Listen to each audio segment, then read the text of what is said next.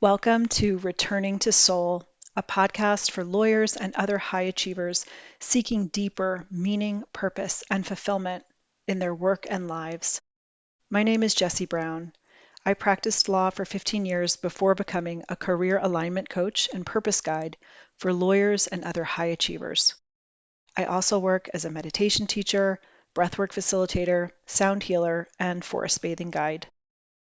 In this podcast, we explore what it means to return to our soul, to discover and live our true purpose. And in today's episode, we're exploring a question I get asked often. Does my calling need to be my career? Can I just work to pay the bills and find meaning and fulfillment in other ways? There's no one-size-fits-all answer, but here are a few questions worth asking. Does your paid job consume so much of your time, energy, and focus that you have nothing left over for what gives you a sense of meaning and purpose? If your work doesn't align with what gives you a sense of purpose, consider whether it depletes your capacity to show up in other meaningful ways outside of work, whether that's through creative projects, community work, volunteering, activism, or something else. Especially for lawyers with demanding jobs and young kids, I know firsthand how hard it can be to make it to the dentist, let alone pursue something outside of work that lights you up.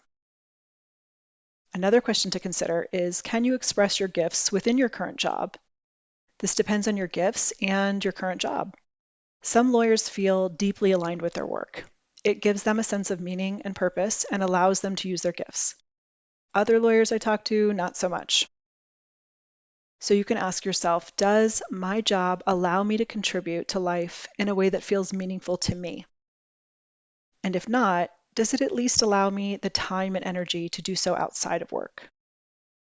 As Viktor Frankl said, life is never made unbearable by circumstances, but only by lack of meaning and purpose.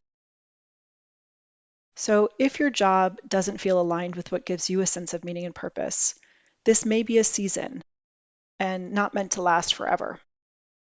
There are seasons in our lives when financial stability and caregiving take the front seat. But once we've reached a measure of financial stability and perhaps our kids are more independent, we begin to long for something deeper, for a way to serve or contribute that's true to who we are. We often experience a quiet longing to discover our gifts, to use them in service of something that matters, to feel lit up by the work we do. As Carl Jung once said, the least of things with a meaning is worth more in life than the greatest of things without it. The transition into more meaningful work often takes time. When I turned 40, I hired my first coach to help me explore the origins of my career discontent. I had changed practice areas several times and finally had a measure of work-life balance, but I still longed for more meaningful work. At 42, I moved to a part-time schedule at my law firm to have the space to attend a year-long coach training program. I reduced my spending habits a bit to make the income reduction more feasible for me and my family. And as time went on, I continued to say yes to my curiosity, exploring the types of service and contribution I could make that aligned with my gifts and brought me joy. In addition to coach training, this led me to pursue trainings and certifications as an end-of-life doula, meditation teacher, sound healer, forest bathing guide, internal family systems coach, breathwork facilitator, and purpose guide.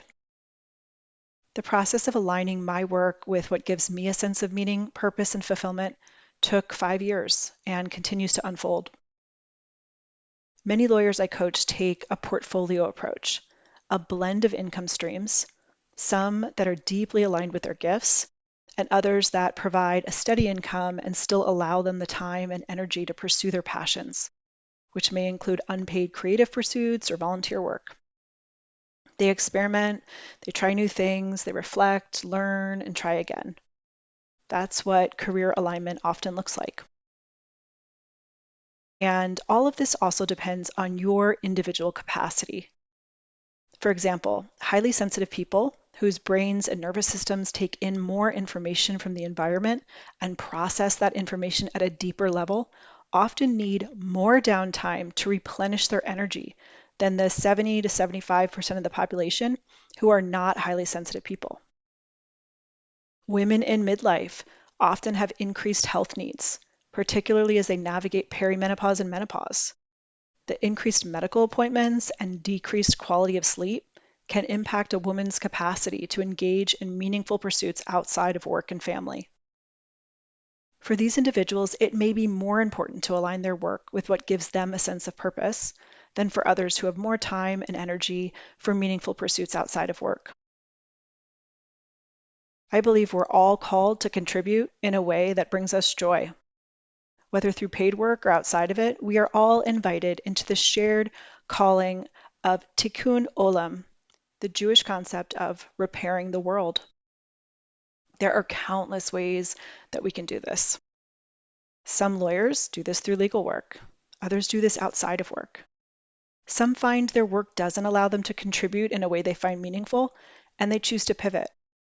As my story shows, this often takes time. I know many lawyers who have gone back to school to become therapists, coaches, mediators, teachers, organizational consultants, or pursued other forms of training, often after decades of practicing law. It's never too late. So finding your calling starts with discovering your gifts. And there are clues throughout your life as to what your gifts are. As poet William Stafford wrote, "There's a thread you follow. It goes among things that change, but it doesn't change." People wonder about what you are pursuing. You have to explain about the thread, but it is hard for others to see. While you hold it, you can't get lost. One of my threads is having deep interpersonal conversations. In every job, I was the person people confided in when they were unhappy and looking to make a job change. And throughout my life, people have confided their deepest secrets, often about trauma, their true sexual orientation, their deepest longings. But as a lawyer, 95% of my work did not involve deep interpersonal conversation.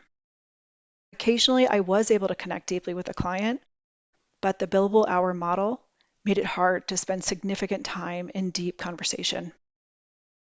It's hard to be fully present to another human being when every 0.6 is adding to their bill. However, there are many lawyers who are able to use their gifts in their work. If your current role doesn't allow you to use your gifts, you might consider what else is possible.